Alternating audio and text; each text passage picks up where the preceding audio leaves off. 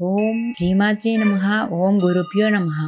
30/1/2025 గురువారం నుండి శ్యామలా నవరాత్రులు ప్రారంభమైనది. శ్యామలా నవరాత్రుల్లో మొదటి రోజు లఘు శ్యామలాదేవి అవతారం. శ్యామలా నవరాత్రుల్లో అత్యంత పుణ్యఫలాన్నిచ్చే నవరాత్రుల్లో ఒకటి. ఇప్పుడు ఈ మొదటి రోజు లఘు శ్యామలాదేవి అవతారం గురించి తెలుసుకుందాం. శ్రీ విద్యా సంప్రదాయంలో రాజశ్యామల లలితాంబిక యొక్క మంత్రిని మరియు జ్ఞానశక్తిగా పూజించబడే దేవత అని మనకు తెలుసు. మరియు ఆమె స్వయంగా విద్యాక్రమరూపిణి. ఆమె తన స్వంత వివిధ రూపాలు మరియు పరివార దేవతలను కలిగి ఉంది. ఆమె ప్రాథమిక ఉపవిద్య లఘుశ్యామల అంటే లఘు అంటే చిన్నది. ఎలా అయితే త్రిపురాంబికకి బాలా త్రిపుర సుందరిగా, అలాగే రాజశ్యామలకి లఘుశ్యామల, వారాహీదేవికి లఘు వారాహిని కూడా చూస్తాం. ఈ శ్యామల ఎందుకు లఘు అంటే ఆమె రూపంలో చిన్నది కాబట్టి.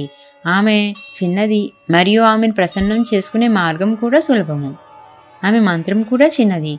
మాతాంగముని దేవి గురించి తపస్సు చేసినప్పుడు ఆమె రాజశ్యామలాగా కనిపించింది మరియు అతని కోరికపై ఆమె లఘు మాతాంగి రూపంలో అతని కుమార్తె అయ్యింది. కాబట్టి ఆమెకు మాతాంగ కన్యక అని పేరు పెట్టారు. ఆమెకు 12 సంవత్సరాలు. అప్పుడే ఎదిగిన అమ్మాయి రూపంలో కనిపిస్తుంది. ఆమె యుక్త వయసు.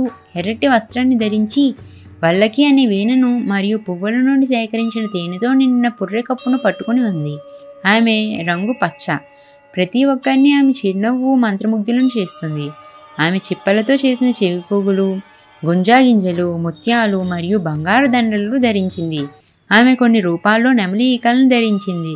కదంబవనంలో నివసిస్తుంది. ఆమె జీవనశైలిని మార్చకుండా అన్ని వర్గాల ప్రజలను ఆదరించిన తల్లి. ఆమె ఉచ్చిష్ట చండాలిని అనే పేరు పొందింది. అలాగే మిగిలిపోవడం ద్వారా కూడా ఆమె ఆనందాన్ని పొందింది. ఆమె లఘు పూజకు కూడా శీఘ్ర అనుగ్రహం ఇస్తుంది. శ్రీ లఘు శ్యామలాదేవి నమో నమః.